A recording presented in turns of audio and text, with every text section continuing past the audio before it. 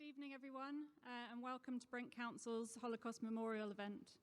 My name is Rachel Crossley. I'm one of the corporate directors here at Brent Council, and I'll be guiding you through today's event.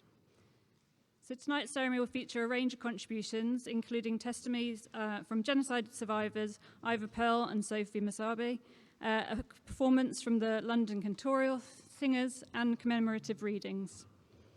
Just some housekeeping before we start. We're not expecting any fire drills or alarms this evening, so in the unlikely event of an emergency, please make your way out of the door via the nearest fire exits. So as you entered the venue and at the back of the room, you may have noticed there's an exhibition panels. This is an exhibition on kinder transport children in Willesden. It tells the story of the arrival of kinder transport children into the borough. For those of you unaware, the kinder transport was a rescue effort which took place during World War II, saving nearly 10,000 Jewish children from Nazi-occupied territories. Some of those children arrived here in Brent, and our Libraries and Heritage team have been searching the archives to find their story and bring it to light. Some of the panels show the exhibition at the back. The full Libraries exhibition will be on display in Willesden Library from Wednesday the 31st of January, so please do try and make the effort to go and see it. As you'll all be aware, there are ongoing conflicts around the world, including in the Ukraine and in the Middle East, and continue to affect residents and communities in Brent. We all hope for a peaceful resolution for everyone and as soon as possible. And this is a time when we need to come together more than ever. Whilst we won't be specifically talking about the conflicts in the world today, such as in Israel and Gaza, today is for everyone a day to remember the millions of people murdered because of something that they and about who they were, for example, their ethnicity and faith. I'll now introduce our first speaker for the evening, the leader of the council, Councillor Mohammed Butt.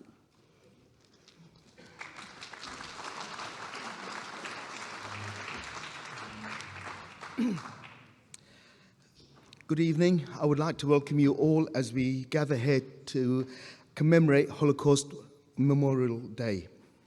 This evening, representatives from the council and members of the community come together in a collective act of remembrance. The Holocaust stands as a stark reminder of the consequences of unchecked hatred and discrimination and intolerance. 6 million Jews were murdered on an industrial scale, with whole communities obliterated from history by the Nazis and their collaborators. We also remember the hundreds of thousands of civilians, of the Romani community, political prisoners, prisoners of war, disabled people, and those from the LGBT community who were also systematically targeted and killed during the Holocaust. And more recently, the Holocaust Memorial Day now also commemorates the millions of victims of the genocides that followed in Cambodia, Rwanda, Bosnia, and Darfur. Holocaust Memorial Day is not only an occasion to remember the victims, but it is also a call to reflect on the root causes that allowed such an atrocity to occur. It compels us to confront the uncomfortable truth that anti-Semitism, prejudice, and discrimination can lead to unimaginable suffering and devastation. By remembering the Holocaust and the victims of genocide around the world, we equip ourselves with the knowledge and awareness necessary to prevent the recurrence of such atrocities. Tonight, we will hear the testimony and experience of Holocaust and genocide survivors who overcame the need to forget and spoke about the unspeakable, in order to prevent history from repeating itself. The theme for this year's event is fragility of freedom. While freedom may mean different things to different people, those who were persecuted had their freedom restricted and removed before many of them were murdered. During the Holocaust, Jewish people were forbidden to freely associate with non-Jewish people. Freedom of the press was restricted, and eventually freedom of movement was restricted too. Today, many of us take our freedoms for granted. When we take our freedoms for granted, we become vulnerable to those who could take them away. Therefore, it is essential that we remember and support those who are not so fortunate and preserve our freedoms for future generations. Here in Brent, we are proud that we are a place where people from different backgrounds and cultures can thrive together. We have a long and proud history of welcoming new arrivals, and we celebrate that fact. We must continue to support our communities to thrive and spread messages of harmony, cohesion, and togetherness. It's been almost 80 years since the liberation of the death camps of Auschwitz and beyond. Despite the atrocities we saw, we still continue to see hatred and division within our society. Now more than ever, it is important to educate ourselves and future generations about the consequences of indifference and the dangers of allowing prejudice to fester. By remembering the Holocaust and other genocides, we equip ourselves with the knowledge and the awareness necessary to prevent the recurrence of such atrocities. This is why we are so lucky to have Ivor and Sophie join us this evening. The history of the Holocaust is not just a lesson from the past, it is also a lesson for the future. As we commemorate this Holocaust Memorial Day, we can reflect on how our freedoms need to be valued and cherished. And today, on how many innocent people around the world face conflict, war, and genocide, and live with restrictions that limit their freedoms to live, to worship, to work, and to love freely. In this spirit, I invite on stage Ivor Perl, and for all of us to hear about the story of endurance and freedom. Thank you.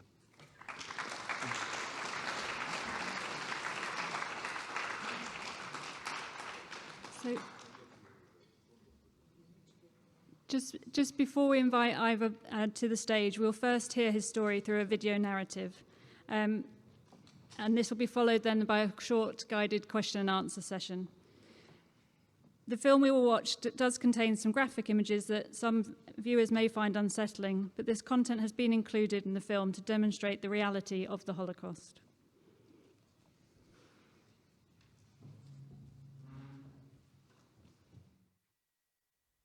One 2021. A number, a survivor, a story. My Papa, Ivor Perl, his legacy. Hello, my name is Ivor Perl. In front of you is my gorgeous granddaughter Leah, who will take on a journey to hell and back, which is my life story. If there's one important thing to take away from my story, it's if society allows themselves to be brainwashed by hatred that can only lead to one thing, a destruction of civilization. And this, I'm talking from my personal experience. There were a total of 11 family members. From this family tree, we see Ferenc, Ivor's father, and Rosa, Ivor's mother. Then elder brothers and sisters, David, Razel, Mordechai, Blima, Malka, 14-year-old Abraham, known as Alec in this story, then 12-year-old Yitzhak, my papa, known as Ivor in this story, then his younger brother Moshe, and baby sister Fagel. From these 11 family members, only Ivor and his brother Alec were to survive the Holocaust. The rest of the Perlmutter family were murdered alongside 6 million other Jews. Hungary, where Alec and Ivor lived, was allied to Germany, and from 1939 to 1944, the Hungarians began to enact their own anti-Jewish laws, modelled on the Germans' Nuremberg laws. This resulted in Jews being stripped from Hungarian citizenships, excluded from various professions, barred from social activities, and eventually from owning their own businesses. However, the Hungarian regime resisted German attempts to deport the Jews of Hungary to camps for the time being. In 1942, Ivor's father Ferenc and older brother Mordecai were sent to the forced labor battalion, where Hungarian Jews were forced to work in extreme difficult conditions. From 1942, there were rumours of forced deportation to work camps and mass murders of Jews in gas chambers. And now my papa will explain what happened one day in 1943. I remember where Jews, suddenly 3 or 4 Jews turned up at the synagogue, and they were claiming to be Polish Jews, and they were telling us stories about executions and murders, which, well, obviously we didn't want, not only to say we didn't want to believe, we just couldn't believe. And in fact, there was an argument going on to say, no, I think they're exaggerating. They want sympathy. They want us to give them charity and whatnot. But in actual fact, it can't be. The stories they were telling us were too horrendous. But I suppose looking back, obviously, the amount of times that we've heard those stories, that more than likely we didn't want to believe they were happening. In March 1944, the alliance between the Nazis and Hungary broke down, and Nazi occupation began in Hungary, like in 1942. The situation for the Jews, and actually for everyone, deteriorated a lot when Germany occupied Hungary. Germany, well, it's not giving a history here, but Hungary and Germany were allies, Axis power during the war, and the Germans were losing the war by that time. That was 1944, and Hungary wanted to get out as much as possible, trying to make contact with the allies, and the Germans found out about that, so they occupied. That's when they occupied Hungary, didn't they? Overnight, and they put the fascist government in power, including with the Germans themselves, and that's when the persecution took on in earnest. That's when they had to start putting on stars, wearing stars, and that's when you couldn't remember starting in the ghetto. Gradually, you were herded into smaller and smaller area. You weren't allowed to fraternize with the non-Jewish people, and you weren't allowed to be in business. By April 1944, Jewish people throughout Hungary were forced to pack up their homes and move into restricted areas called ghettos, where they lived in terrible conditions. The Perlmutters had to write an inventory of everything in their possession. This image shows each item in their home written in Hungarian, from kitchen towels to clothes to a candle. It wasn't much, but it was plenty for them back then. The Perlmutters heard they might be on the move again shortly. You'll now hear from my papa Ivor as he describes Rosa, his mother, who cooked a chicken soup in their home since no one knew when they would eat again. You may not realise how important chicken soup is to the Jewish diet. About this chicken soup, do you remember before we were taken away, or rather before we left home, going onto the cattle tracks, my mother made a chicken soup. Do you remember that? To take with on a journey. And we wanted, he said, no, we've taken this on journey because I'm sure we'll need it on the journey. And we were in this football stadium, or the football pitch. Stadium, it wasn't a stadium there. It was just a football pitch. And we were sheltering under a tree because it was also sunny. It was in May. It was very hot, also quite warm, which is warm that part of Hungary. And when it was time to go, we all left. We were herded into this cattle track, and suddenly my mother let out a bit of a scream. Wail, a bit of scream. So what happened? What happened? We left the chicken soup behind.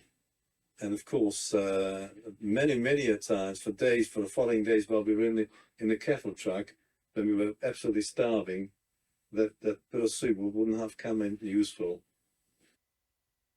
As Ivor just recalled, that chicken soup under the tree really would have been a godsend later. That's all he could think about while squashed in the cattle truck, where there was barely any room to move or breathe. 20 miles later, the cattle truck arrived in Szeged, Hungary. This map shows the location of the ghetto where the Perlmutters were forced to stay. A very large ghetto overcrowded with thousands of people.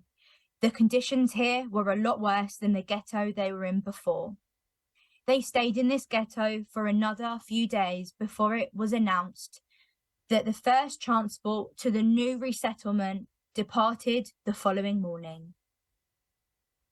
Ivor and his family eagerly awaited for the morning to come. They thought anything could be better than where they currently were. In Ivor's words, little did we know, looking back, that place was heaven compared to what awaited us.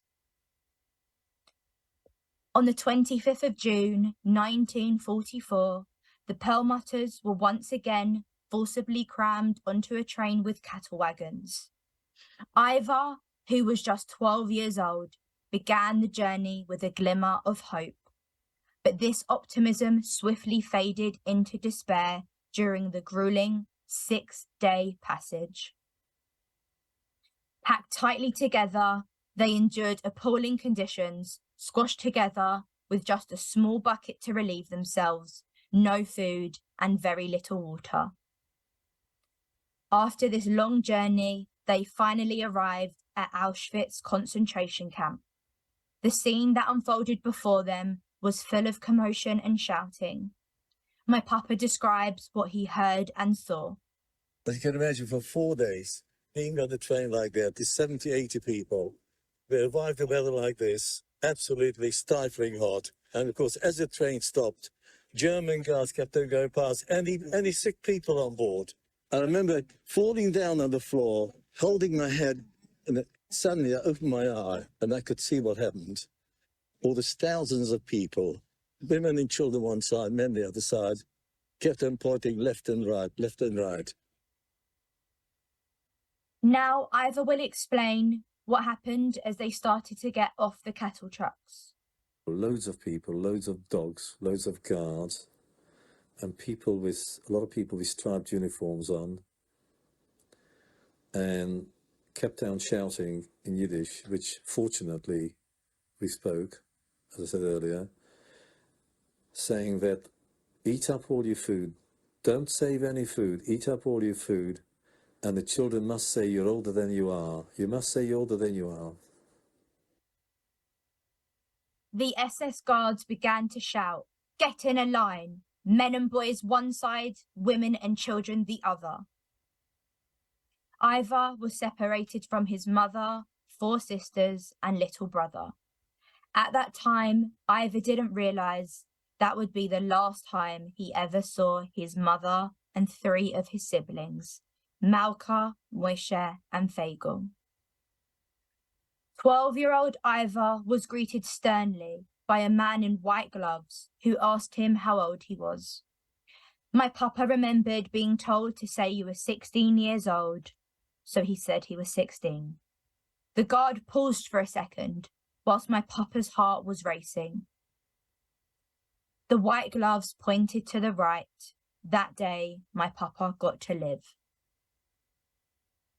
After having all their belongings taken from them by the guards, Ivor, together with his 2 older brothers, Alec, aged just 14, and David, aged 21, were marched into the camp.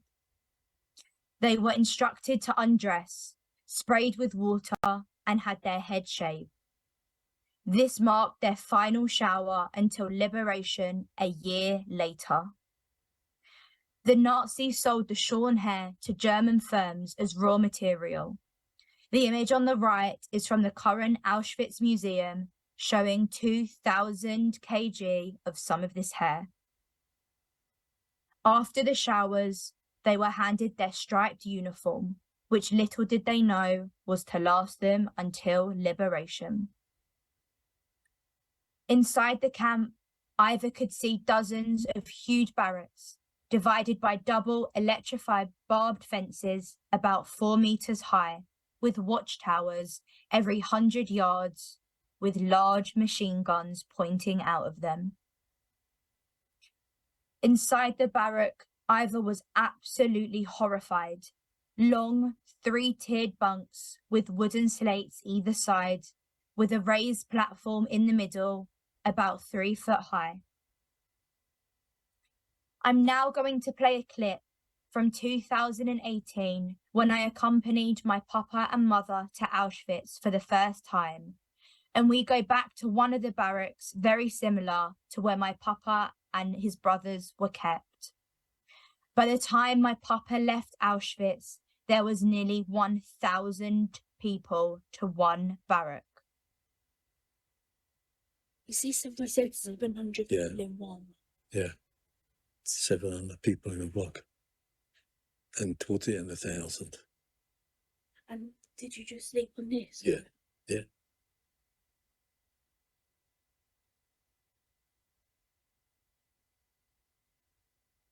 And in fact, this is the quite sort of modern compared to what I remember our house was. Because this is brick built, ours was wooden built.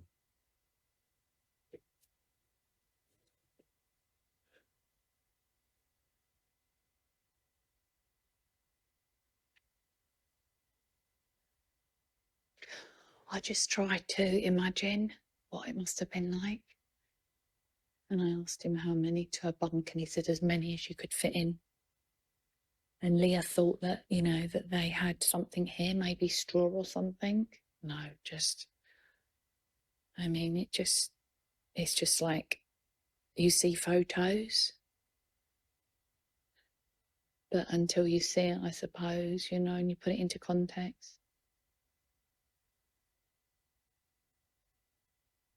Soon after, Alec and Ivor's brother David were separated from them into another barrack. This was the last time Ivor and Alec ever saw their brother David. Inside the barracks, they were told, "You have arrived at Auschwitz. You are not a person. You do not have a name, but will each be given a number that you must never forget. Forget that number and you do not exist." Ivor, just 12 years old, remembers this sentence until today. He was frightened and just wanted his mother. Every prisoner was given a number, and the majority had that number tattooed on their skin, like the image shown. Ivor, however, was, shall we say, lucky. Despite queuing to have his number burned into his skin, it never happened. But Ivor's number, 112021, is a number that till this day still haunts him, and he can never, ever forget it.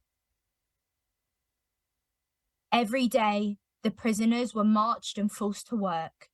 The SS guards would often pick out people at random and beat them for no reason. All they were given to digest most days was one small cup of coffee, one slice of tiny stale bread, and a watery soup. Once a week, they were sometimes given a thin slice of margarine. The photos of the bowl and mug shown here have been preserved from Auschwitz. While working, 12-year-old Ivor spotted distant smoke, and prisoners would often endure a foul stench, which he soon realised was the crematorias, where gas chamber victims were burnt to erase any evidence. These photos show a variety of crematoria from different concentration camps. The gas chambers at Auschwitz were destroyed by the Nazis, so I visited a similar version on my trip in 2018. As I stood in the confines of that gas chamber, the chilling silence surrounded me, and yet what went on in those gas chambers was probably far from silent. I stood alone, too painful for my papa or mother to even imagine. Tears ran down my face.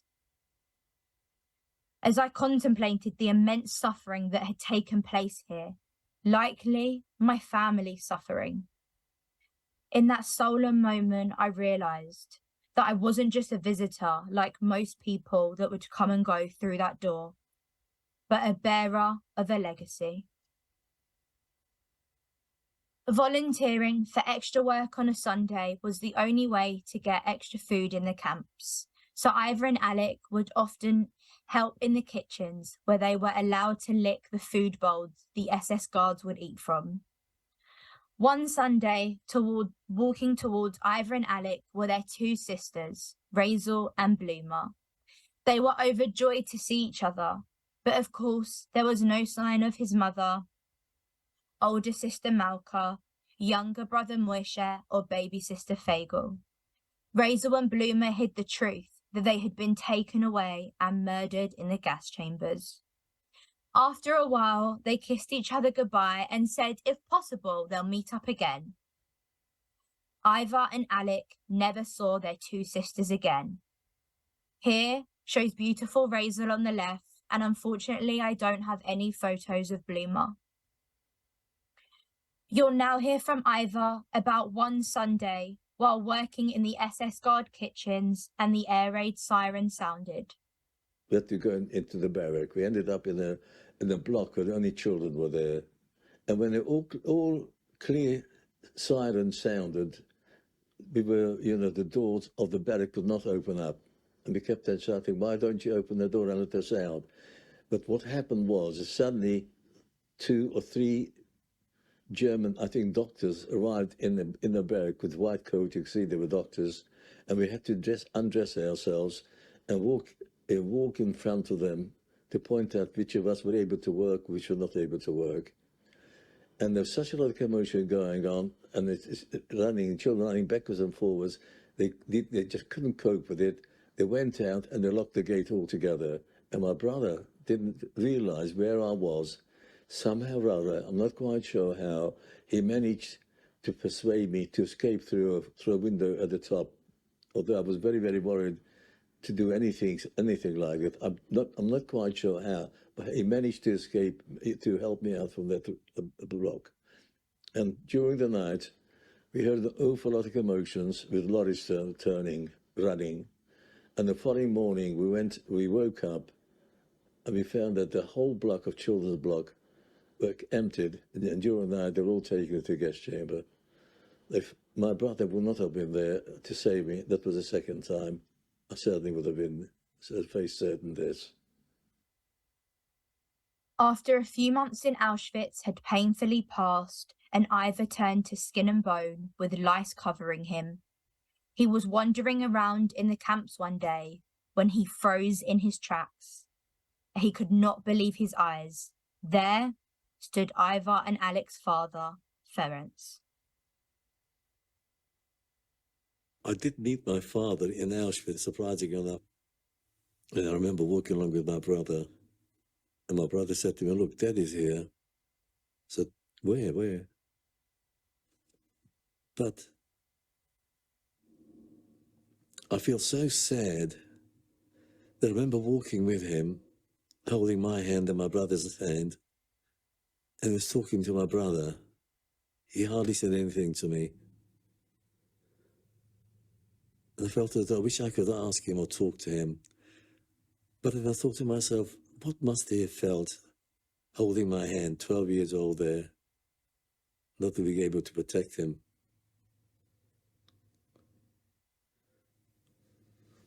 And those were the last moments you shared together? Yeah. Yes. By January 1945, the Russian army were getting nearer to Auschwitz, so the guards moved the prisoners out of the camp. They began destroying anything that left a trace of the inhumane acts they had committed. 12-year-old Ivor and 14-year-old Alec, once again inside the cattle trucks, enduring the same dreadful circumstances as before for 4.5 days.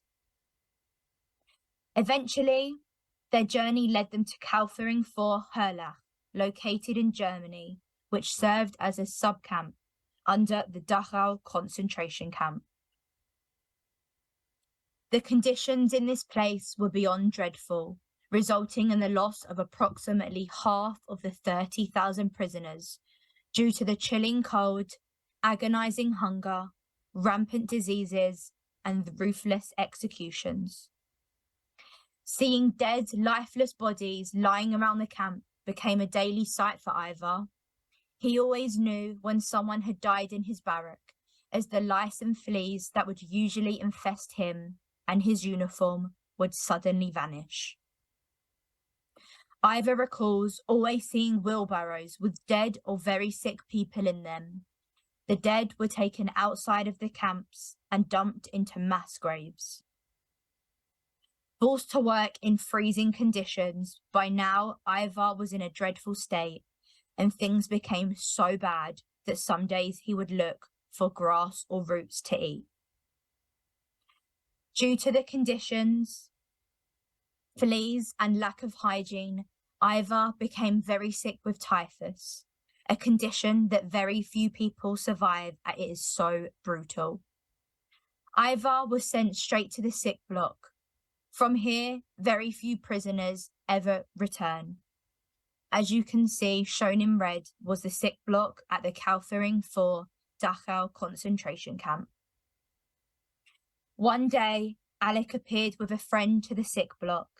They proceeded to put Ivor on their shoulders, as Ivor had no energy to stand, let alone walk. They carried him out and told the SS guards on the door they were taking him to the toilet. Next thing Ivor remembers, he was back in his barrack. Ivor's 13th birthday, the 4th of February, was fast approaching, which in the Jewish religion is a very special age, the age to be bar mitzvahed. This is a huge coming-of-age ceremony for Jewish boys. Ivor thought about this day for many, many years, and he would never have imagined it would be spent behind barbed wires as a prisoner. Late February 1944, the German guards, afraid of the Allied troops and wanting to destroy the evidence of their evil, started to march the prisoners out of the camp. This is known as a death march. They marched through many German villages where people would stand outside their homes. You would have thought for a second, maybe, just maybe, they would throw the innocent forced prisoners some food or attempt to help these skeleton, fragile-looking people. For example, Ivor weighed just 7 stone. Wrong. This video shows Ivor explaining what he remembers. In a number of instances, the villagers came out and started spitting at us, throwing stone at us. I mean, this was really towards the end of the war, and how they can claim that they didn't know what was happening is beyond me. Because to see those literally thousands of people of skin and bone marching along there, and they're still coming along and abusing us, well, it's just beyond belief. But on the march, I think for about 5 or 6 days, and we remember being stopped in various parts of forest in the middle of the night, and also in the cold as well, and trying the thought of escape. But I'm sure by that time we could hardly walk. I mean, I don't know how even thought about of escaping. Many people did not complete the journey. They either died of exhaustion or were shot by the guards. Those remaining arrived at Dachau concentration camp. The following day, late April 1945, Ivor heard a loud noise. The shells were falling all around them. Ivor and Alec waited a few minutes to see if any gunshots would go off. They didn't. Ivor and Alec climbed through the fallen fences. They ran with any fight they had left in them for their lives, literally. This is a map of Ivor and Alec's full journey from their home in Machau, Hungary, to their last stop, Dachau, Germany. Beginning of May 1945, Ivor and Alec were wandering around trying to find some food in the forest when they came across the United Nations Relief and Rehabilitation Administration. They told Ivor and Alec they will be safer in a displaced persons camp for now. They were apprehensive to go back to any type of camp, but they didn't have any other choice. The document on the left shows Ivor's weight at 13 years old after gaining some additional weight at the camp, yet it remains at just 7.9 stone. There they had their first hot bath and finally got to put a fresh pair of clothes on since April 1944. This photo shows the identity card given to Ivor.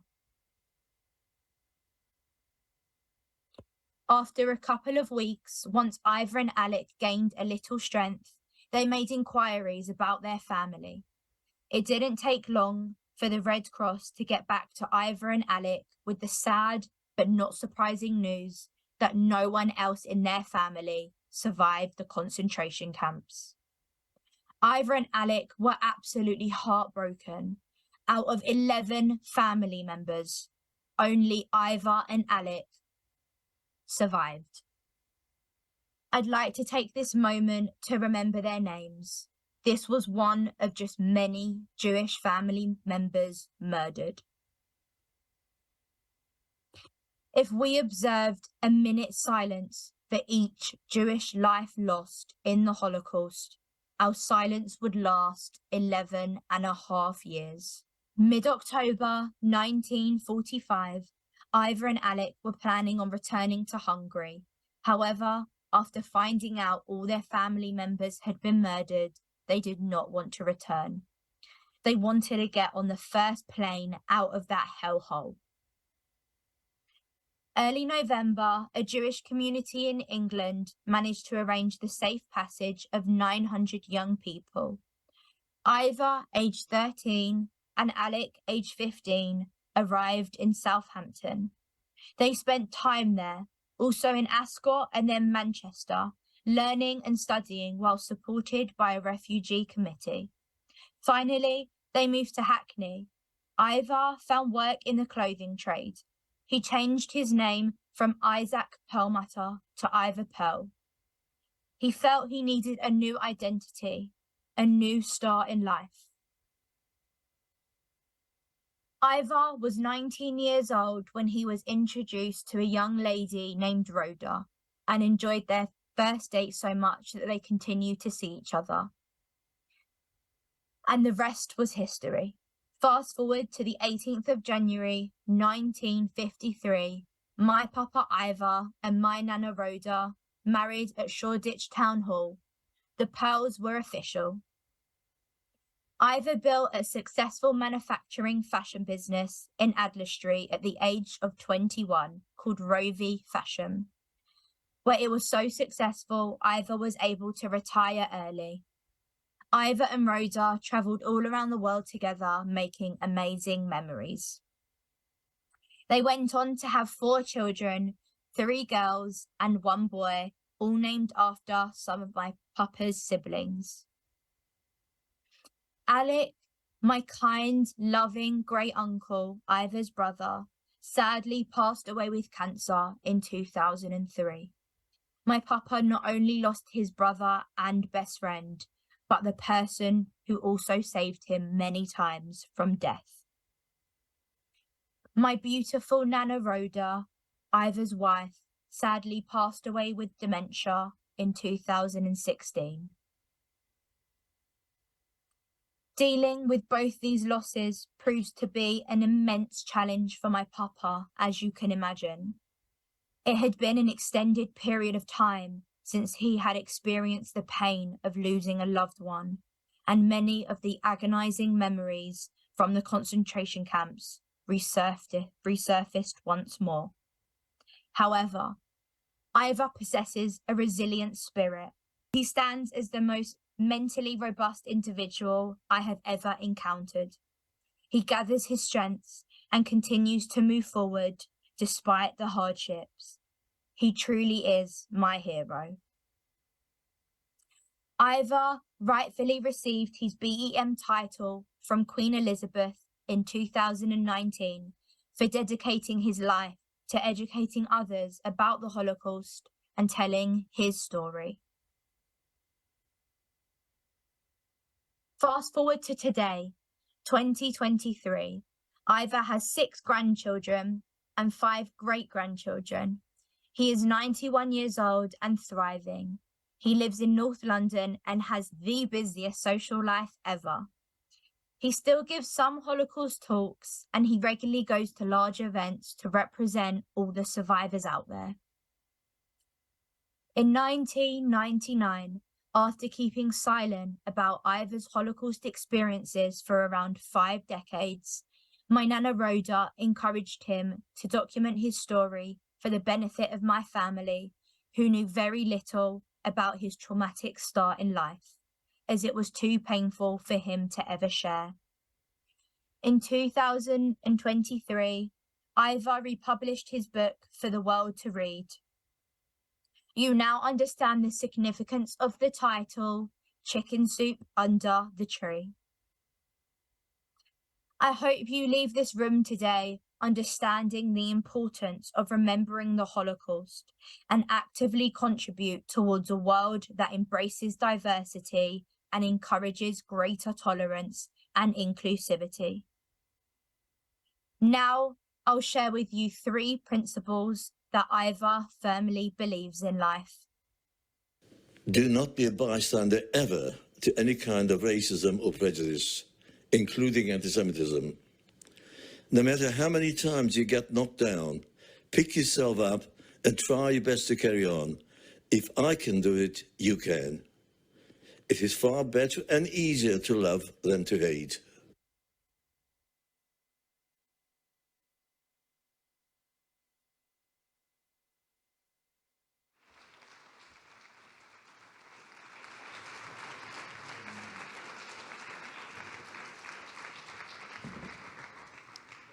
Some very powerful messages there to end on, and thank you to Leah for bringing that story to life for us.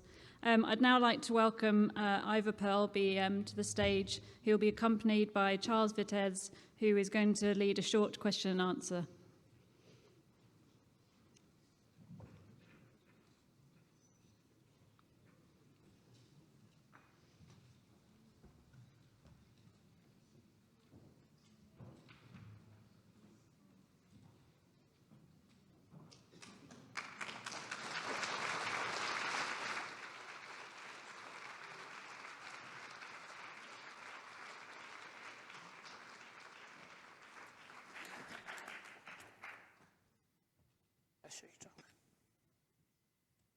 You choose your chair. Thank you very much for the reception. And I must say, I think my granddaughter made a wonderful job. Absolutely. I haven't said, but Absolutely amazing. I feel there's nothing else I can add. Well, But on the other hand, I hope I'll could find never, something. on the other hand, I could never have sort of explained or shown everything of what happened over there. No, it's Because most impossible. of the time, Yes. when I talk to children and to crowds, I think to myself, you know, you've got no idea what I mean when I'm talking about escaping.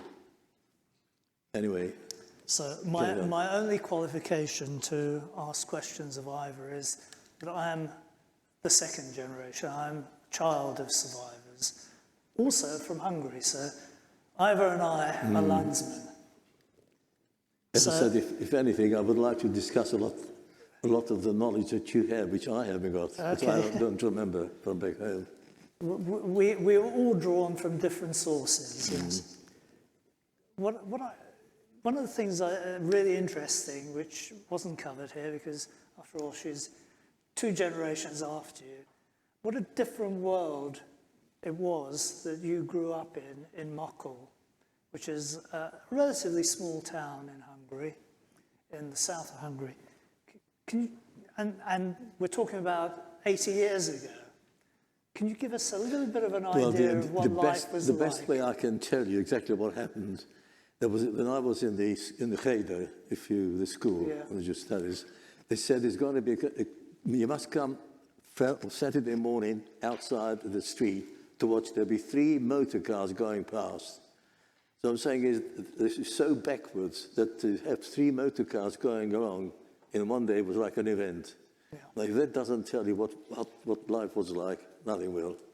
Can you tell us a little bit about the community? Because it's Well, a the very large community- community relative to the town. Yes, very. And also, I think the community consisted of 50% modern, like neolog, as you know, the modern Jew, conservatism, and 50% of Orthodox, which I was. Yeah. But as I mentioned, as my granddaughter mentioned in the film, that because I spoke Yiddish, I mean, I had a very, very, many narrow escapes in life. But the very first time that I survived, You really got value for money. value for money, yes, I spoke Yiddish because of your they mentioned at Auschwitz, to say that if you ask how old you are, and people who did not understand that message, I suppose, didn't survive. No. And I think, as you mentioned yourself, not many people survived the mine transport. I mean, I'll come to it in sort of the question after next. And I mean, you must understand, this guy is a miracle of survival, really. So in Hungary, the deportations were planned by Eichmann and his small staff. And there was a gentleman called Wesenmeyer. No, he's not a gentleman. He was a utter whatever. Exactly. Called Wesenmeyer, who kept pressing the government of Hungary to allow the Germans to arrange for the deportation from Hungary. But the actual mechanics of the deportation were done by the Hungarian authorities. So probably there was no German involved until the deportation trains left Hungary. The people who forced Ivor and his family out of their home into the holding ghetto in Mokor, and then from there to Szeged, which is, that was the second city of Hungary.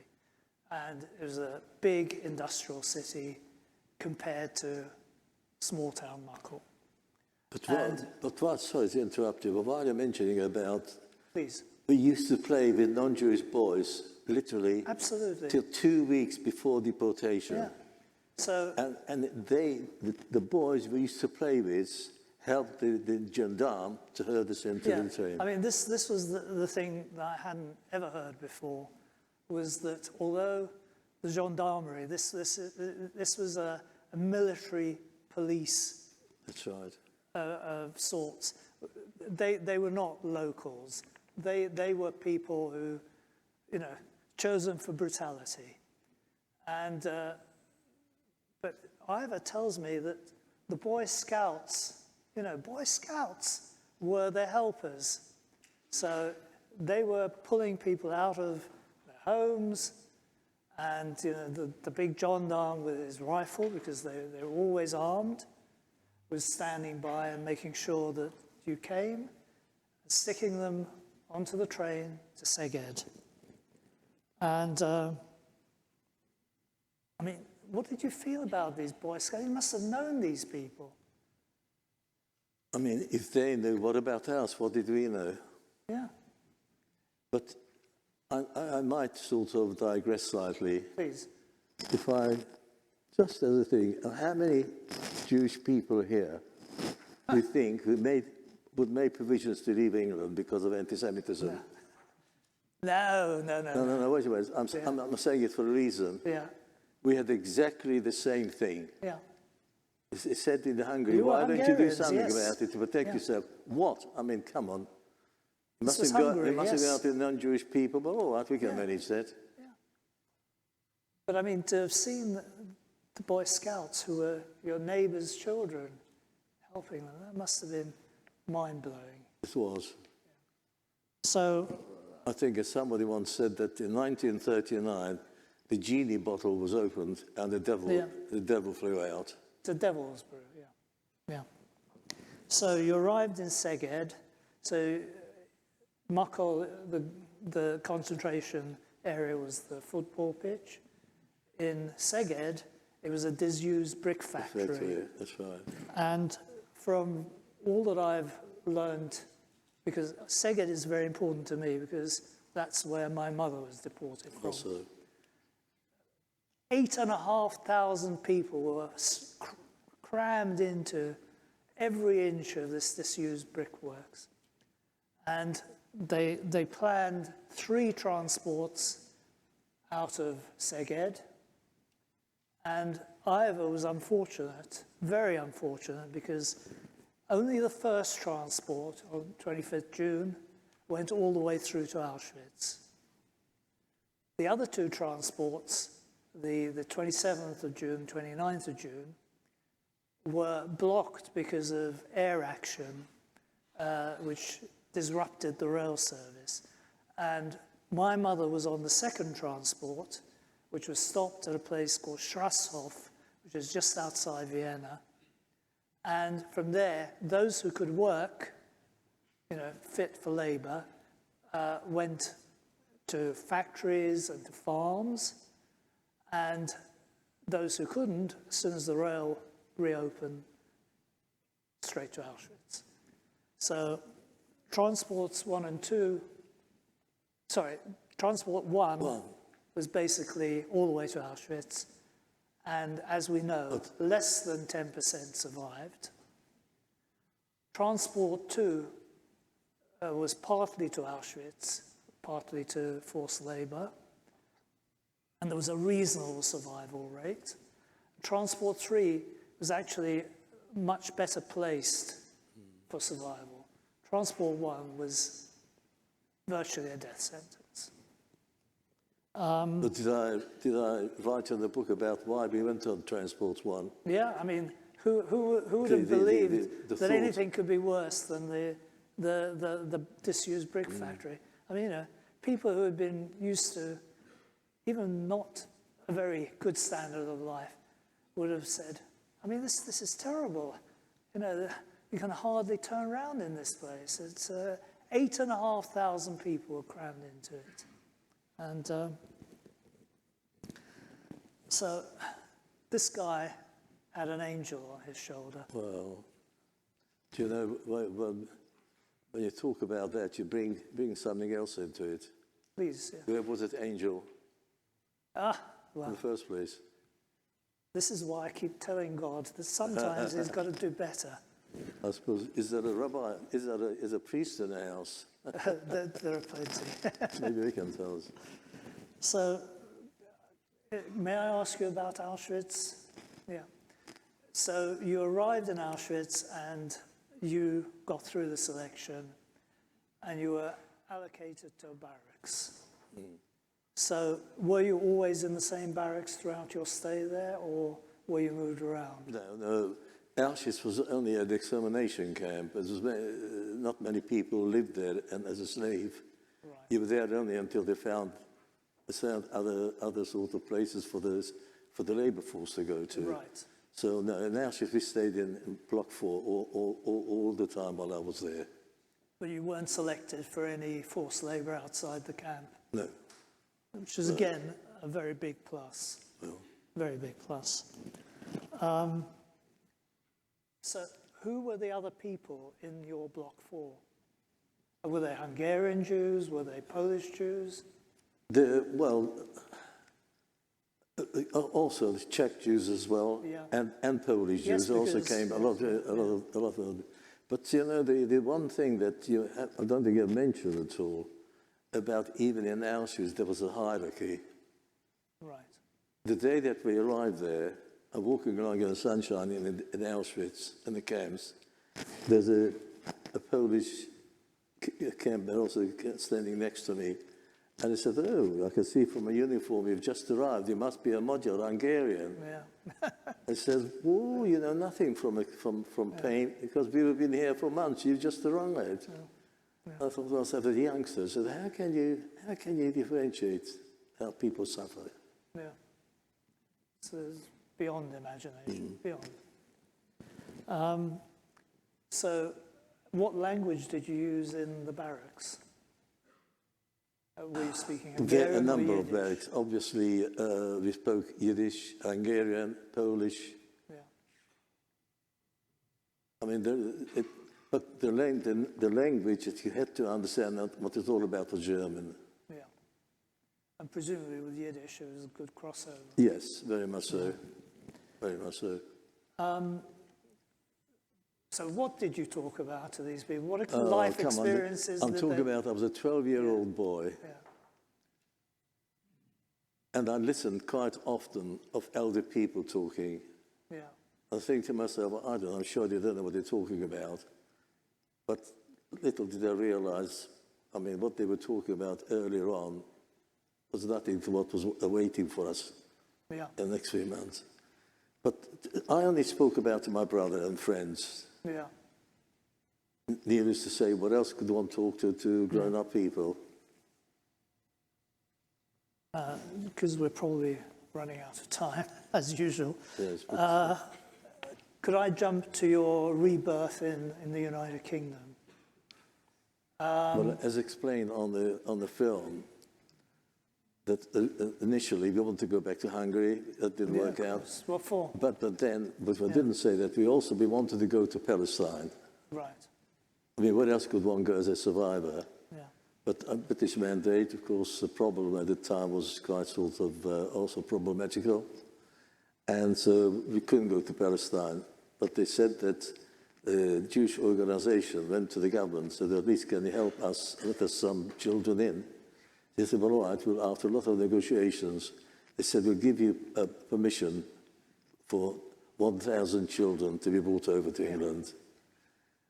They searched all the camps. They could only find 732 children.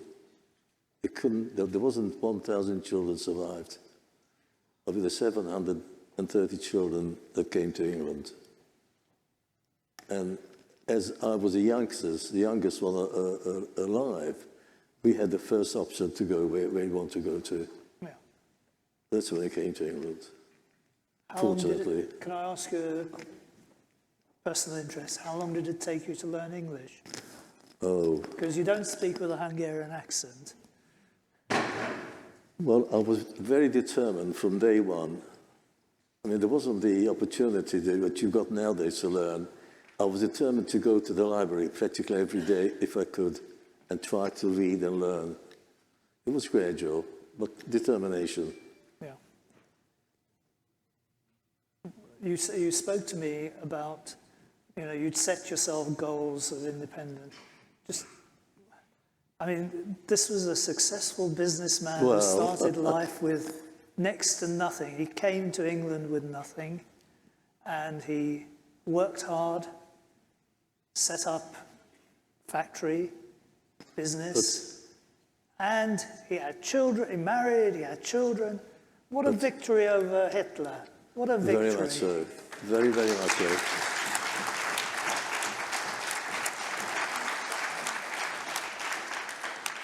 And,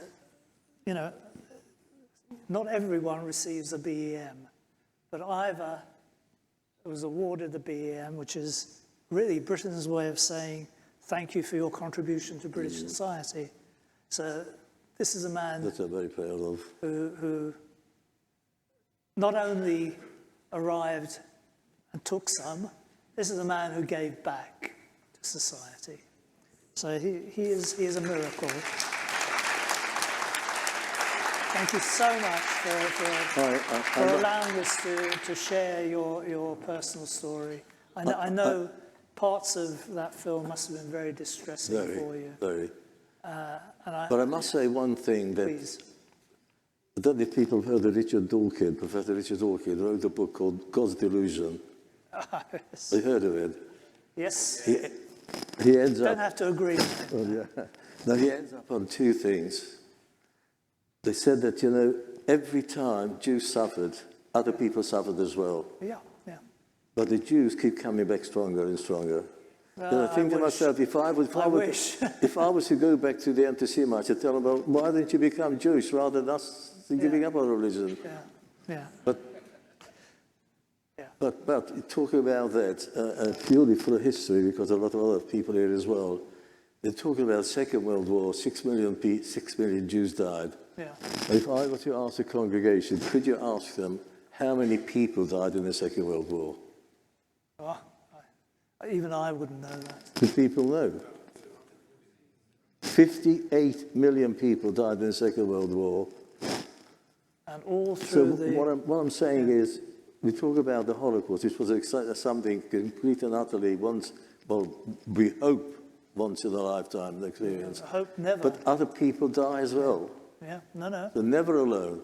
No. Never, what I'm trying to say to people. And the interesting thing, and we'll hear it when the lady speaks, how many similarities between what my mother told me, or this lady's going to say, That's what right. you told me.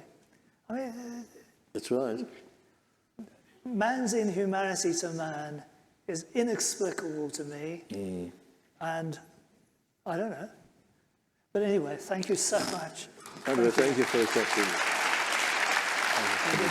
Give me credit.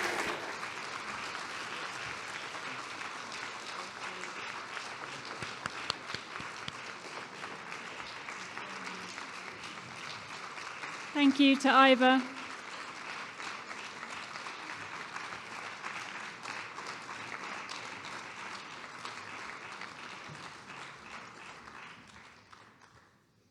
I'm sure I speak for everyone when I say we're so grateful that you were able to share your story, and there was lots there to really kind of think about, and it's so important that we continue to hear survivors' testimonies so that we learn and we understand and that we really think about how we prevent any of those tragedies in the future. So thank you so much, and thank you also to your granddaughter for the amazing film. As you might have seen, it's now time to listen to a performance from the London Cantorial Singers. You can see the English translation of the lyrics are in the booklets on your tables.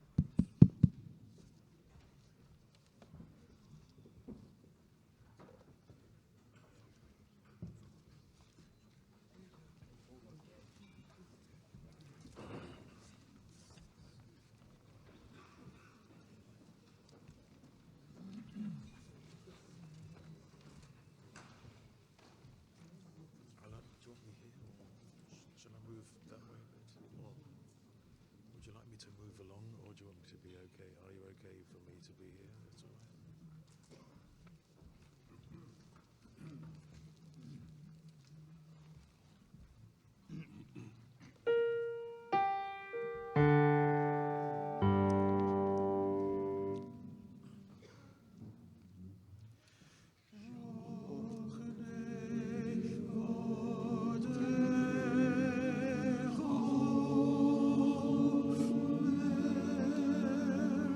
Lord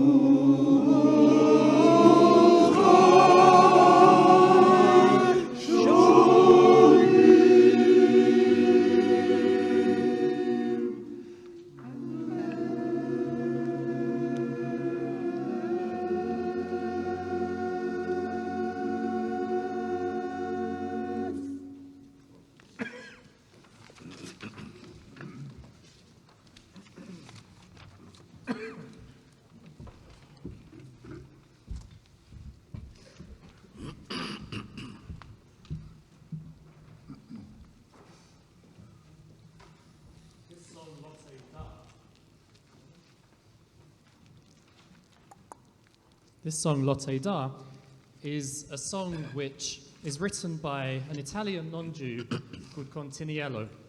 The words are in Hebrew. It means no more war, as you see in the program. And again, as same as last year, we're very lucky to have here the mother of the arranger of this music, Mrs. Myrna Glass. It's arranged by the famous Stephen Glass. Lotte Da Milchama.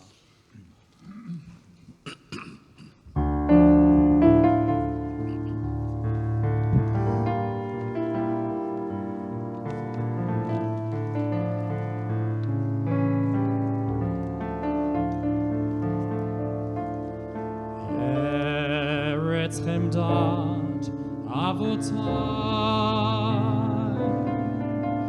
Eretz shehi shemesh vayad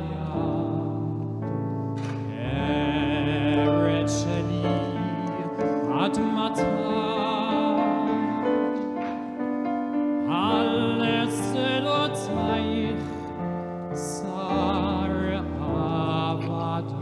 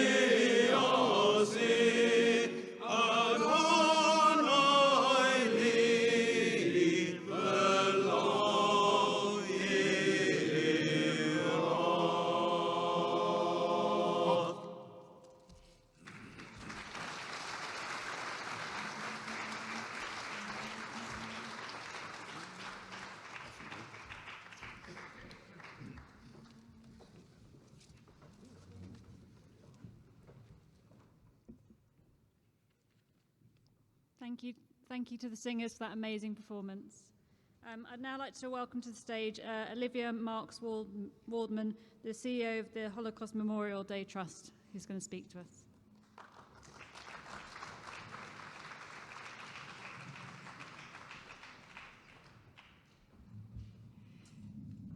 Thank you so much to Brent Council for hosting this important ceremony and for inviting me to join you.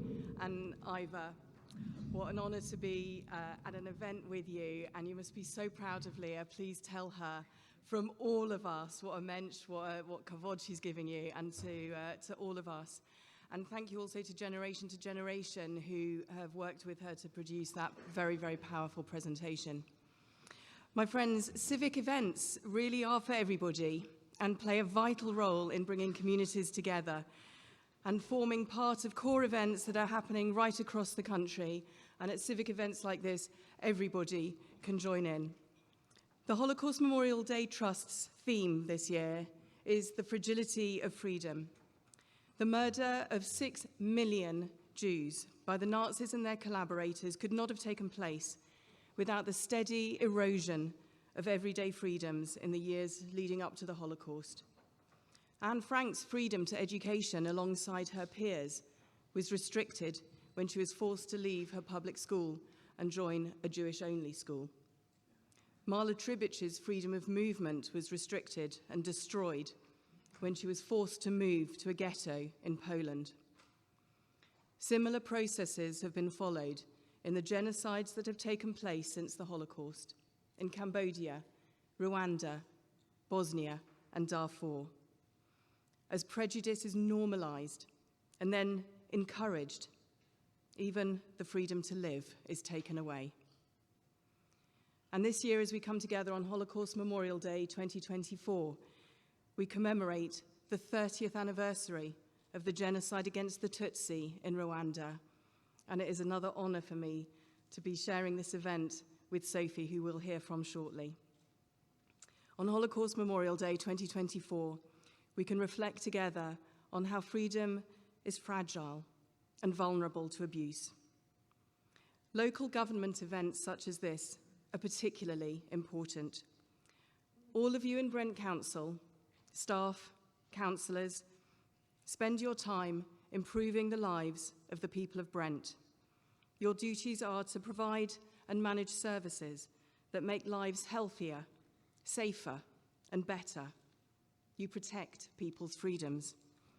Now imagine for a moment being in a society where that is turned upside down, where government at every level, local, regional, or national, works to restrict freedoms and introduce laws that oppress. This year, as we reflect on this theme, we do so in the context of significantly increased anti-Semitism and also higher rates of anti-Muslim hatred. The war between Israel and Hamas is impacting on our communities here with greater division and fear. But in joining this event today, you are all rejecting the language and the politics of hostility and standing in solidarity with your neighbours in Brent. I urge you, do not let your participation today end when we leave the building. Join us in watching the Holocaust Memorial Day 2024 UK ceremony. The curated moments will take place on the 27th of January at 7:30 p.m. And you can watch it, join people all around the country in watching a short broadcast, 7:30 p.m. And immediately after, the nation will be lighting the darkness at 8 o'clock in the evening. We will be lighting candles and placing them in our windows as a memorial to the millions of people murdered in the Holocaust and in recent genocides. And those flames will not only be a memorial flame for Ivor's family, but they will also be a light of solidarity with people today who still face prejudice and persecution. Thank you all so much for taking the time tonight to be part of this year's Holocaust Memorial Day. Thank you in advance for taking part in the Light the Darkness moment. We're all playing our own part in learning from genocide for a better future. Thank you.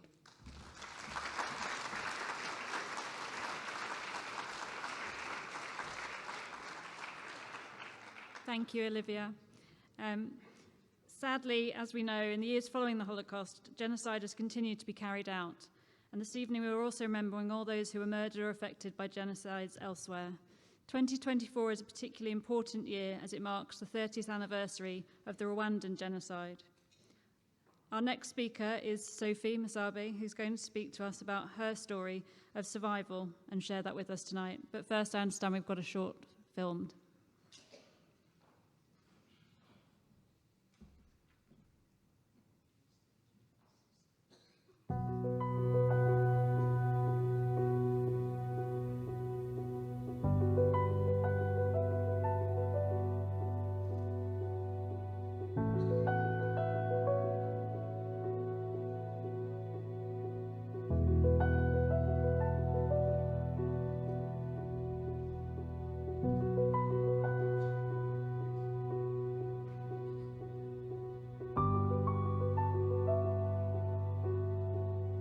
On the radio, they were telling them, kill every Tutsi. We don't need any Tutsi being left.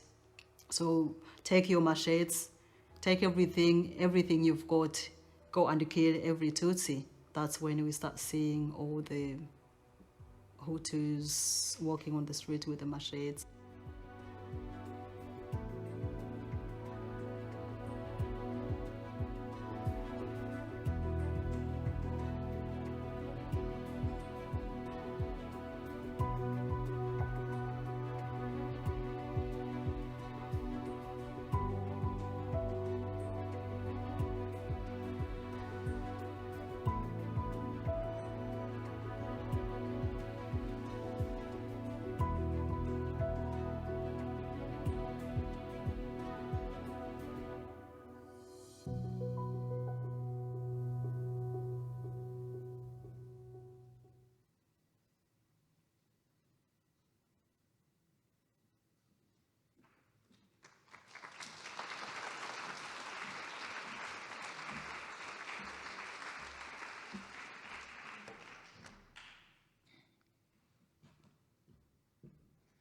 Good evening, everyone.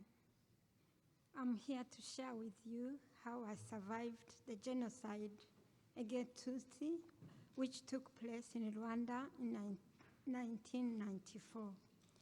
Rwanda is a small country which is situated in East Central Africa. My name is Sophie, as you can see. I'm married with 3 daughters, and I live in Hackney, here in London, and I work as a nurse. I was a young girl of 22 years when genocide happened. Around 1 million of Tutsis and moderate Hutus were murdered, and I survived on the day of 62. 62 days of darkness. During these darkness days, I witnessed the worst of human nature as Hutu-led government turned against Tutsi, the social class that I belonged. Similar hatred happened in '59 when my parents survived and lived in Rwanda underprivileged due to their ethnicity. Hence, as a result, we did not get education that we deserved. Another group of Tutsis who survived at the time, they fled to the neighboring countries where they lived around 30 years as refugees.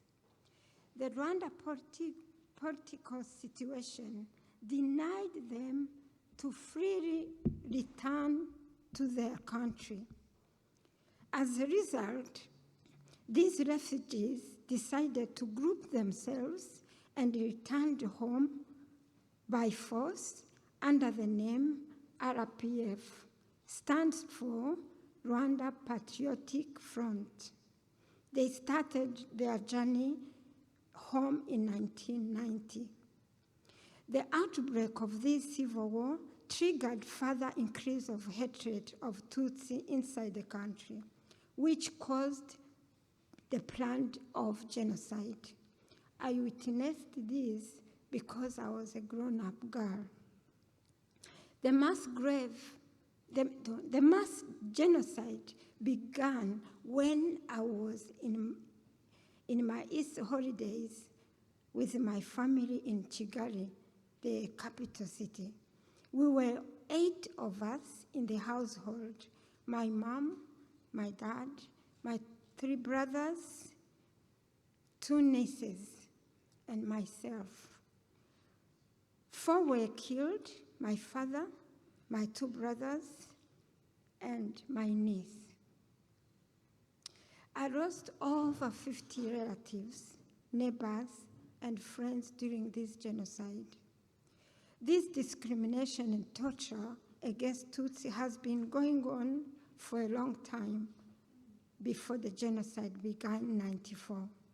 Tutsi children received a worse education or none, although the mass killing of Tutsi had been prepared for a long time in advance. My neighbors armed themselves and began killing openly the day after the President Habyarimana, his plane was shot down on 6 April in 1994. Around 8:00 p.m. the same date, I heard so much gunshots, more than the usual I used to hear. Innocent people were being burnt inside their homes. Others were thrown in the latrines alive. The latrines are deep pits made for toilets.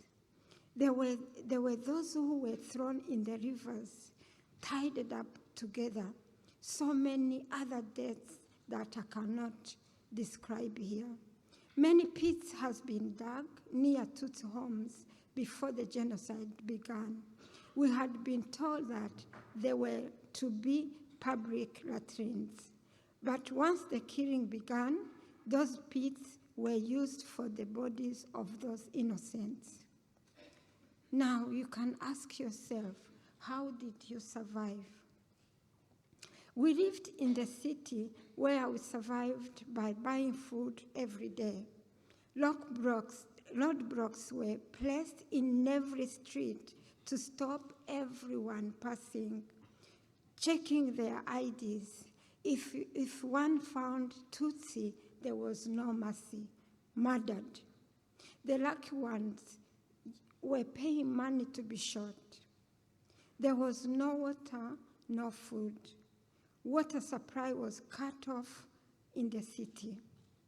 Those allowed to move freely had to travel a long journey to fetch water. For Tutsis, water and food were not the first needs. Our first need was to find a hiding place. But the announcement in the radio instructed to cut off all the bushes, so nowhere to hide. If one is found in the bush hiding, they were hunted and killed like animals. Miracles were happening around me every minute. Let me share with you some of the miracles. On one occasion, my young brother Charles and I were standing, wondering what to do next. Suddenly, a killer came. You know, they named themselves as a name Interahamwe, which means that they unite together to kill. The Interahamwe came, grabbed my brother, killed him on the roadside, a few meters away from me. All I could see when he took him, my brother was begging him, but he ended up shooting him. That was the last time I saw my brother Charles. We did not get a chance to bury him, as also we don't know where his body was taken. When the same killer came for me, I had gone to tell my parents the bad and sad news. Another time, I was I was added on the queue of those who were going to be killed. My time came. My leg was slashed with a machete. I fell, ready to be pushed into the pit. The killers ran after a man who was to be killed after me. I got a chance to crawl and I escaped.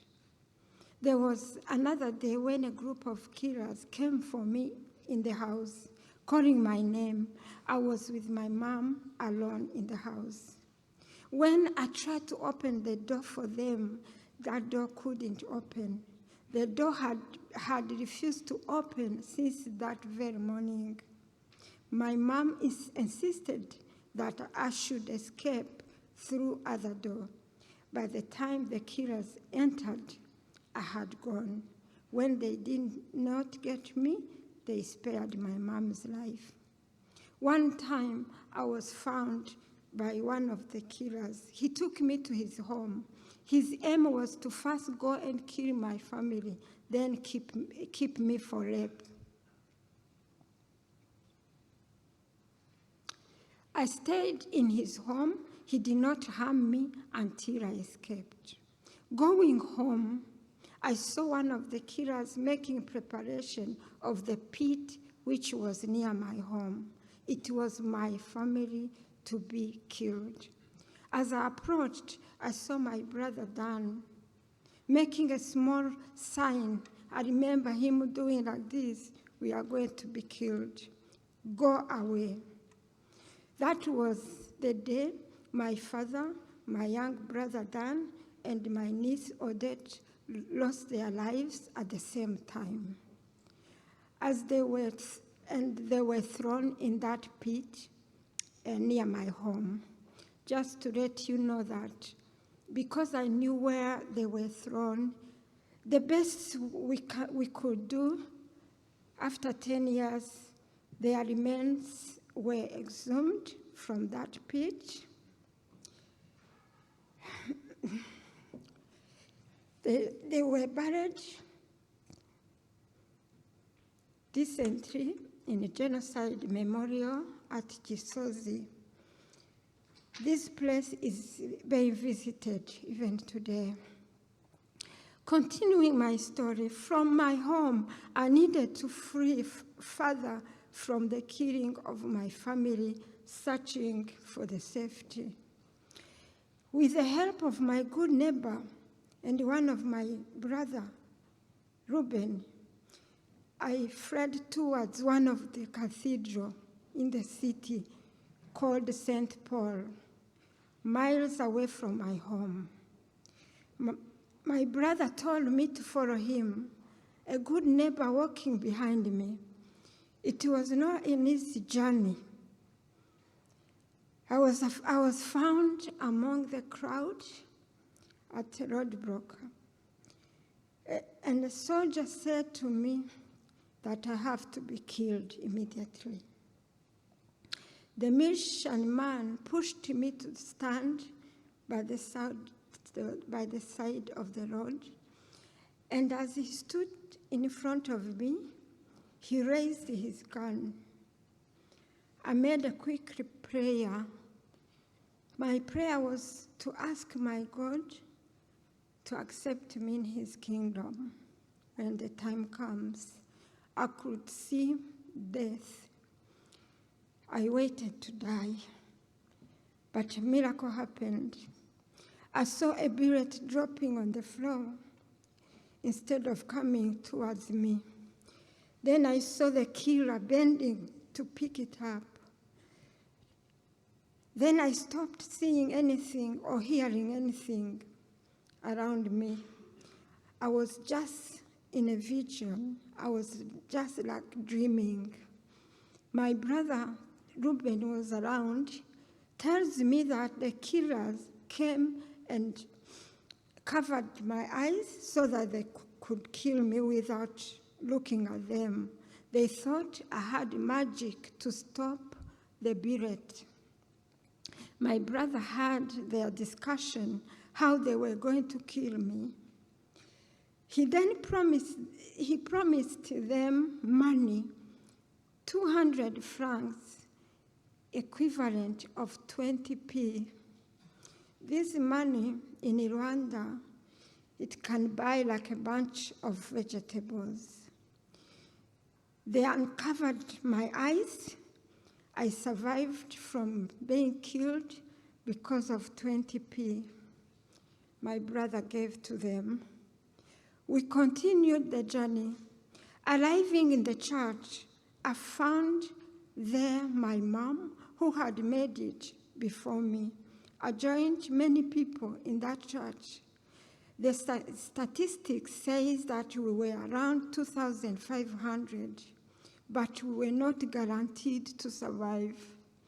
There was no water. The good priest served hot porridge in the evening, but not everyone could get something.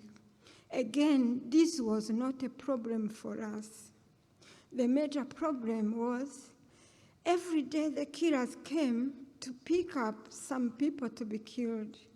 We survived a day knowing that tomorrow will be our turn. One day, after taking a number of people to be killed, they told us tomorrow they will come and burn the whole church and destroy all of us at once. We waited to die. There was nowhere to go. That night, when we were supposed to be burnt next day, the RPF came to rescue us and took us in a safety place. Some friends died on the way because of the starvation. Others were killed because of the shootings. The Interahamwe were shooting us. My mom and I and others made it to the safety place. So who am I today? When I survived from this genocide, I said to myself, I will not get married, nor have even children.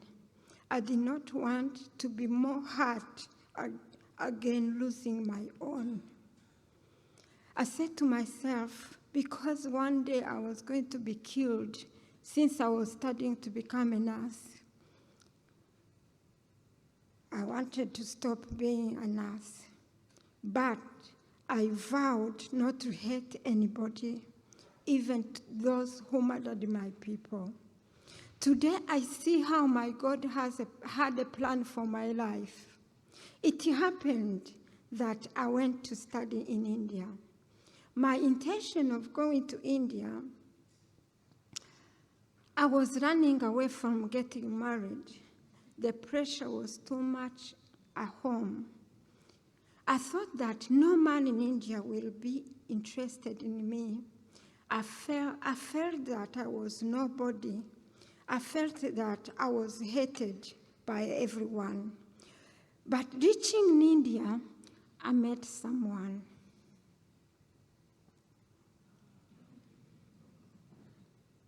He was so much interested in me. He convinced me, saying that if I accepted to marry him, he will be my father, my brothers that I lost. I felt that I needed my father and my brothers. We got married. Yeah, and we got children.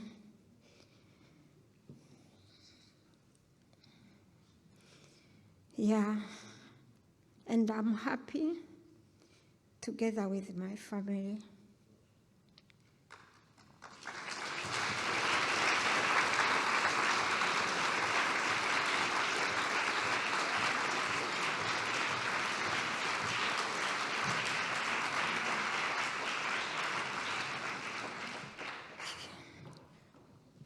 For 25 years in marriage, my husband has been indeed like my father and my brothers. I don't know how I would be if I was alone.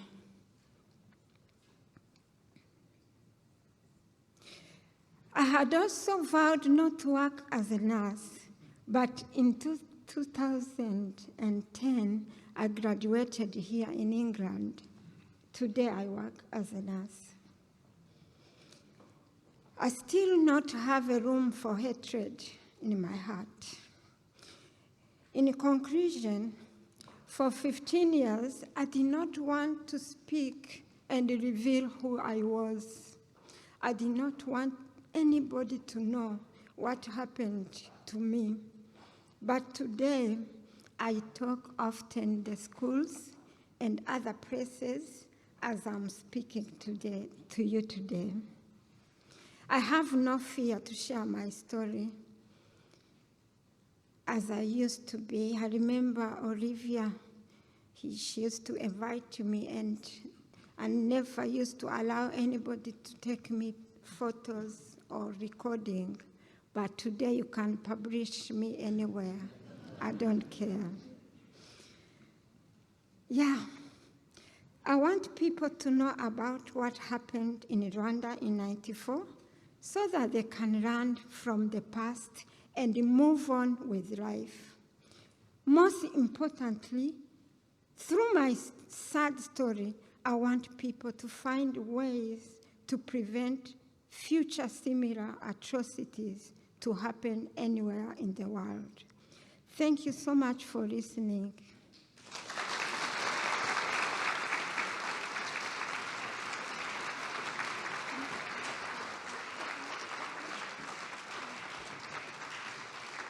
Thank you so much to Sophie for sharing that story. She has kindly said she's welcome to take one or two questions if there are any questions from the audience. If you just raise your hand, we have microphones that can come round. Got a hand over on this side. Quicker, quicker.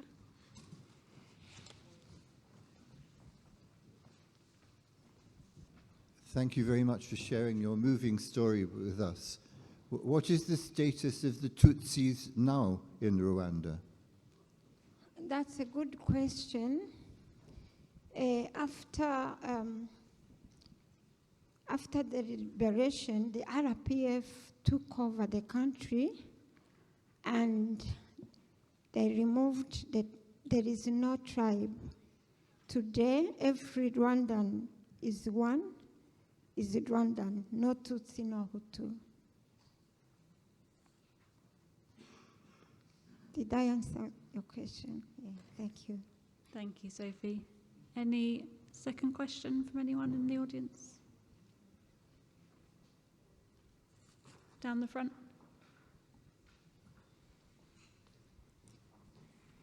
Thank you, Tom. Thank you again for sharing your testimony with us. Just such a harrowing story. Are you able to forgive in any way, or is that not possible? I did already, even as soon as I survived. I said I will never hate, I will never confront anyone. From day one, I was free to walk. I said to myself, the rest is for God, not for me.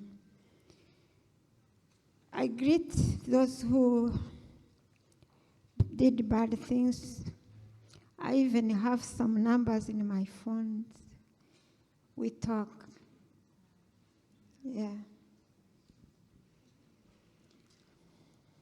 Thank you, Sophie, and on behalf of everyone, just really appreciate you coming and sharing your story.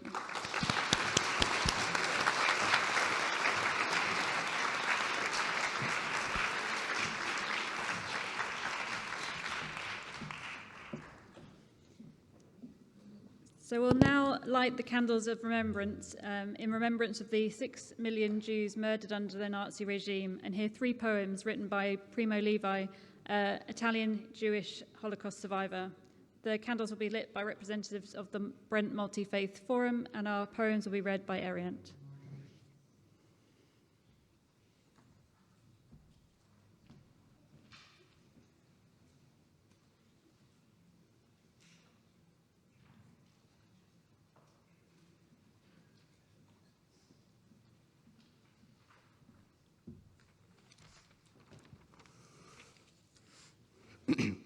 Welcome everyone. These are 3 poems by Primo Levi, survivor of Auschwitz. We start with Shema. You who live secure in your warm houses, who return at evening to find hot food and friendly faces. Consider whether this is a man who labors in the mud, who knows no peace, who fights for a crust of bread, who dies at a yes or a no. Consider whether this is a woman without hair or name, with no more strength to remember, eyes empty and womb cold as a frog in winter. Consider that this has been. I commend these words to you, engrave them on your hearts. When you are in your house, when you walk on your way, when you go to bed, when you rise, repeat them to your children. Or may your house crumble, disease render you powerless, and your offspring avert their faces from you. Second poem is called Reveil. In the brutal nights, we used to dream dense, violent dreams, dreamed with soul and body, to return, to eat, to tell the story. Until the dawn command sounded brief, low, stavach, and the heart cracked in the breast. Now we have found our homes again, our bellies are full, we're through telling the story. It's time, and soon we'll hear again the strange command, stavach. Last but not least, the survivor. Once more he sees his companions' faces, livid in the first faint light, grey with cement dust, nebulous in the mist, tinged with death in their uneasy sleep. At night, under the heavy burden of their dreams, their jaws move, chewing a non-existent turnip. Stand back, leave me alone, submerged people, go away. I haven't dispossessed anyone, haven't usurped anyone's bread. No one died in my place, no one. Go back into your mist. It's not my fault if I live and breathe, eat, drink, sleep, and put on clothes. Thank you.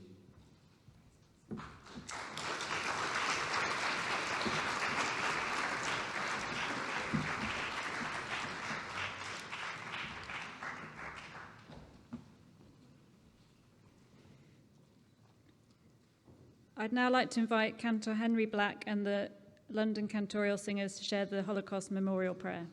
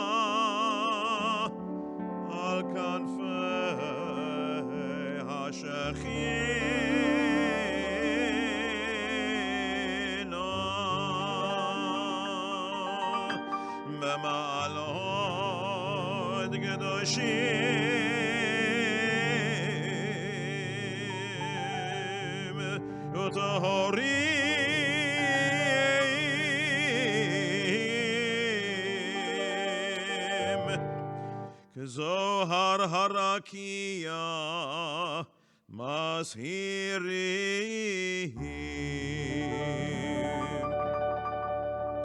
לנשמות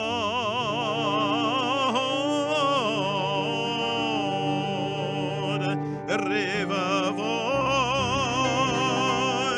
על לבי ישראל אנשים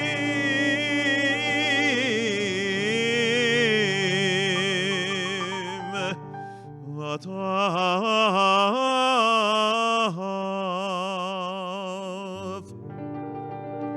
שנהרגו ושנשחטו שנחנקו ושנשרפו ושנקברו חיים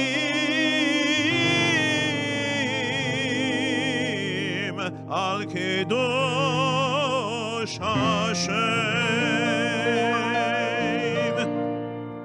כולם קדושים וטהורים ובהם גאונים וצדיקים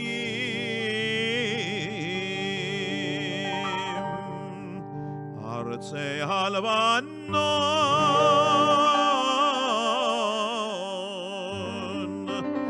ואדירי התורה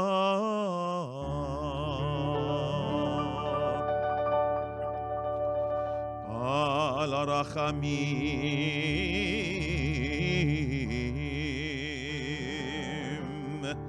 יסתירם בסתר כנפיו לעולמים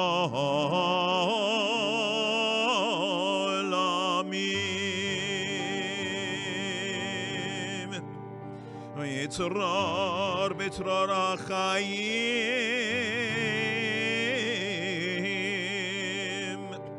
את נשמתם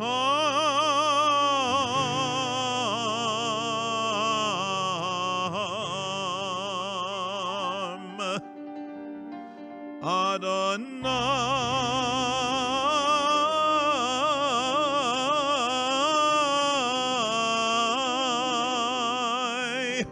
הוא נחלתם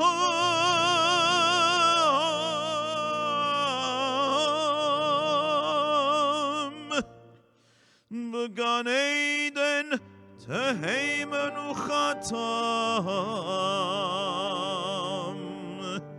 ינוח בשלום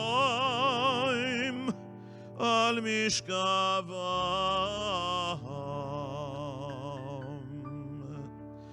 ונאמר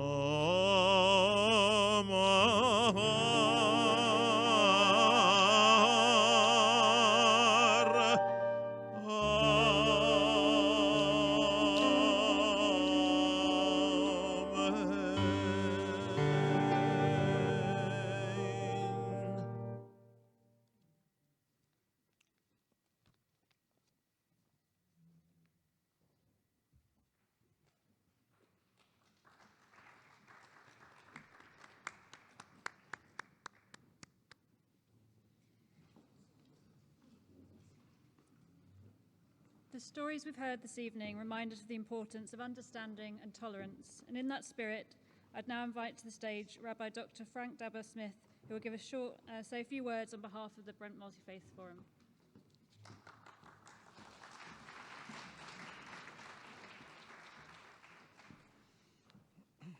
Good evening, everyone. Well, 79 years ago on Saturday, the vast network of over 40 concentration camps, coupled with sites of forced labor, plus industrialized extermination facilities, referred to collectively as Auschwitz-Birkenau, was liberated by the Soviet Red Army. The barely comprehensible scale of this operation soon came to symbolize the methodical destruction of innocent people, victims of the Nazi imperial conquest designed to increase material prosperity for the Third Reich and to create a racially pure world. Of the estimated 17 million people who were murdered by various means, the largest single targeted group consisted of 6 million Jews, while there were many millions more, including non-Jewish Slavs, Sinti Roma, mentally ill, physically disabled, gays, lesbians, Jehovah's Witnesses, political opponents, plus others deemed undeserving of a place in the Nazi Rose Garden project. Although the Nazi paradise for Aryans would have entailed a never-ending process of purification through murder, the genocide of Jews was of the highest immediate priority. Hence, what we call the Holocaust may be especially associated with Jewish victims, but not exclusively. Even in 2024, we know that geographically diverse examples of crimes against humanity, including genocide, are occurring at this very moment. Culturally and politically determined categories of humans are hated, marginalized, demonized, scapegoated, economically exploited, denied basic needs, forced to endure varying forms of confinement and violence, and ultimately murdered. Even our own freedom feels fragile. We acknowledge that each of us is anxious about the precarious state of the world, not to mention our place and purpose within it. Our worries, fears, and pains are so easily exploited by toxic people eager to gain or maintain power. They claim it is easy to solve complex problems. They define who should belong and who should not. It is always someone else's fault, and those who are labeled as different cause harm to the majority like filth or disease. Instead, may we feel gratitude for what goodness we do receive from and share with each other, regardless of difference. May we listen to the other with compassion, no matter how uncomfortable. May we distinguish between evidence-based reason and fallacious tabloid rhetoric. May we exercise kindness and love rather than power. May we consider how little we really understand about ourselves and others, because to be human, if we are honest, is often to be confused. Freedom is messy, difficult, and awkward. Throughout human history, it is a struggle to gain and all too easy to lose. Here and now, as we enjoy relative freedom, what choices as individuals and as a community will we make? Thank you.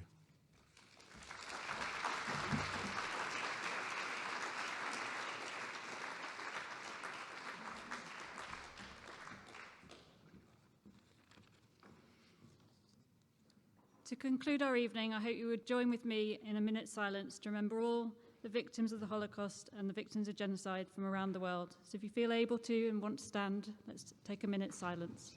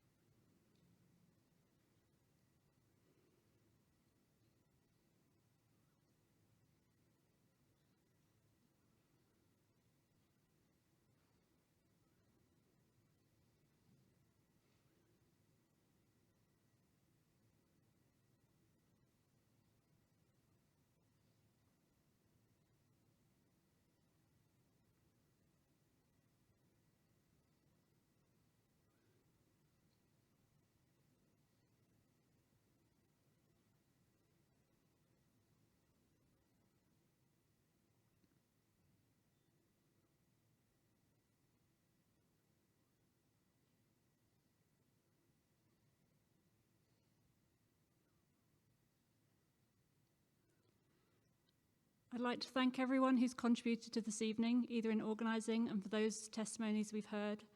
I'm sure we will all take away from tonight the importance of ensuring we remember the past, we learn from history, and we actively contribute to the promotion of human rights, diversity and tolerance. So thank you everyone for attending this evening, and safe journeys home.